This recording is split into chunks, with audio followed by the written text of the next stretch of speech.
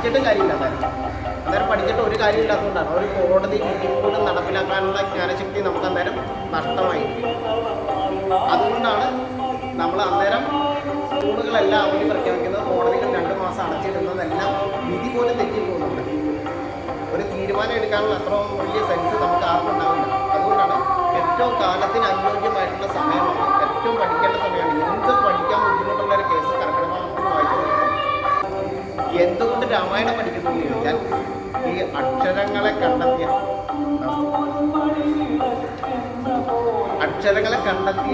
ആള് രാമനാണ്.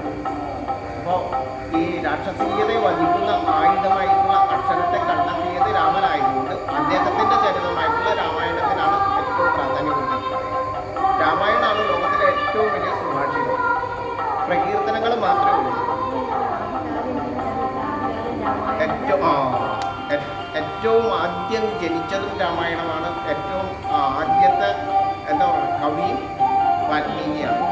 അതിനു മുമ്പ് അക്ഷരങ്ങൾ ഉണ്ടായിരുന്നില്ല.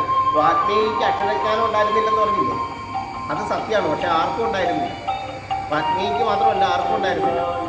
ആദ്യമായിട്ട് അക്ഷരങ്ങൾ കണ്ടെത്തിയത് നമ്മുടെ അയോധ്യയിലാണ്. ആയോധനം നിലപ്പിച്ച് അക്ഷരത്തെ കണ്ടെത്താൻ അഗ്നിയെ കെടാതെ സൂക്ഷിച്ച നഗരിയാണ് അയോധ്യ.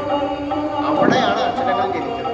രാമനാണ് അധികാരം ഏറ്റതിന് ശേഷം, വനവാസത്തിന് ശേഷം തിരിച്ചു വന്നിട്ട് ഈ ശാസ്ത്രത്തെ അക്ഷരങ്ങളിൽ പ്രതിഷ്ഠിതമാക്കുന്നതിന് വേണ്ടിയിട്ട് വിഗ്രഹങ്ങളായിരിക്കുന്ന അക്ഷരങ്ങളെ കണ്ടെത്തി അത് സംസ്കൃതത്തിലാണ് അക്ഷരങ്ങൾ ആദ്യമായിട്ട് പറയുന്നത്. ആദ്യത്തെ ഭാഷ തമിഴാണ്. സംസ്കൃതത്തിലാണ് ലിപി ഉണ്ടായത്.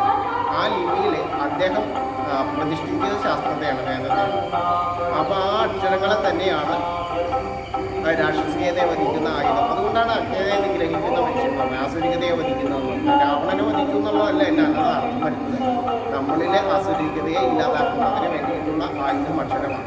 അപ്പം നമ്മൾ അക്ഷരങ്ങളിലേക്ക് അടുക്കുന്നതോടും നമ്മളിൽ നിന്നും അഹങ്കാരത്തെ മാറും. ഞാൻ എന്ന ഭാവത്തിലേക്ക് മാറും. കേൾക്കാൻ പറ്റുന്നുണ്ടോ? ഞാൻ എന്ന് പറയുന്നത് ഞാൻ എന്ന് ആവും. അപ്പോൾ നമ്മളുടെ അഹങ്കാരം മാറും. നമ്മൾ എല്ലാവരെയും സ്നേഹിക്കുന്നവരാവും.